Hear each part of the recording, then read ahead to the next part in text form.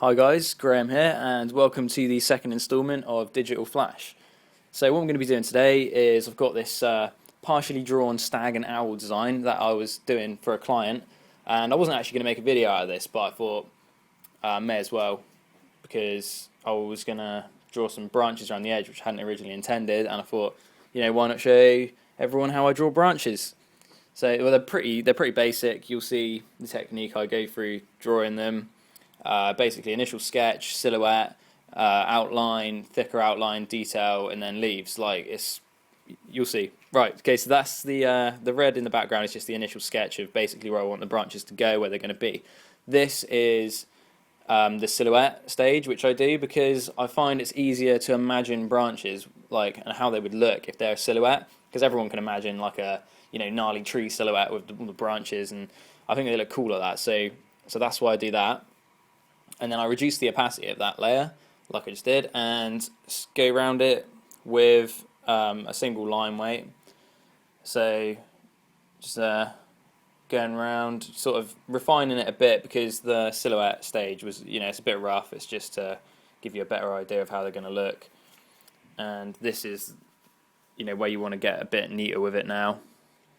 But even if it's slightly out, it doesn't really matter, because when you go around with the second line weight, if a bit's too thick, you can put the line weight on the inside, and that will make that branch then thinner. And if it's too thin, you can put the line weight on the outside, which will then make that branch thicker.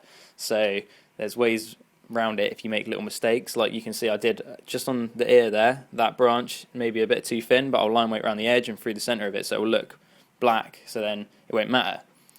And as you can see, I'm kind of like refining the shape here, using the line weight to my advantage basically, even though I would have done it anyway. So it's all about, making use of these things, little tips and tricks like that. So yeah, I'm gonna just now put in some lines. After I've done the line weight, I put in some lines to give it kind of an impression of where one branch is overlapping another branch, because at the moment obviously it's just one outline, and you want to give yourself some room for the shading. So put in little indications of where they overlap. That will give you somewhere to shade from on the branch, so that's handy to have. So that's the main line weight around the edge done, and in a minute, after I've done these little bits of branch, I will be doing the detail.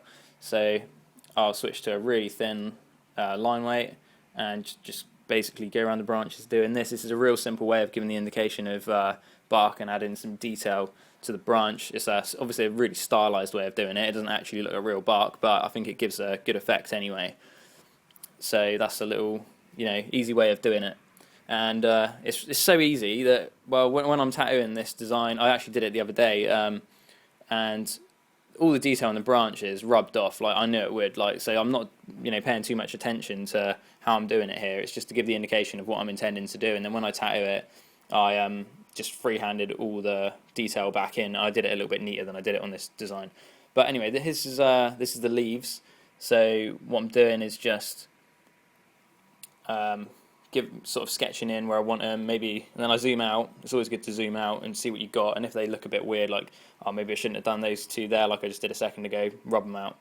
And also when you zoomed out, you might think, oh, I want to add a couple there. So it's just like standing back when you're doing a painting, it helps to give an overall impression.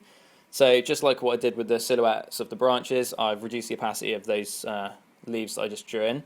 And what I actually did there is I made a new layer of white and reduced the opacity of that, so it made the whole thing lighter. So it gives me a better idea of where I'm drawing the leaves, if you see what I mean. So yeah, just now going around with the same line weight as I did the initial branches, and lining these leaves in. And well, I wanted to get the shape of that leaf right, so I just drew it in and then erased the bit that was underneath the wing.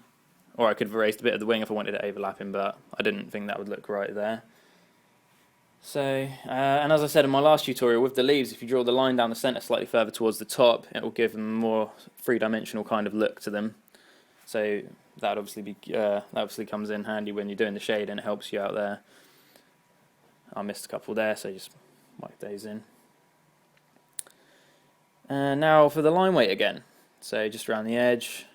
and thickening them up, making them look a bit more interesting. And obviously, as I said, if any are a little bit uneven, do the line weight on the inside of the outside of the line to make them the shape that you want them. So yeah, this part's pretty easy really, and it's pretty much done now. So I hope you gain some sort of insight into better ways of drawing branches, and yeah, if you have any questions, just leave them in the what's it called? The comments. That's it.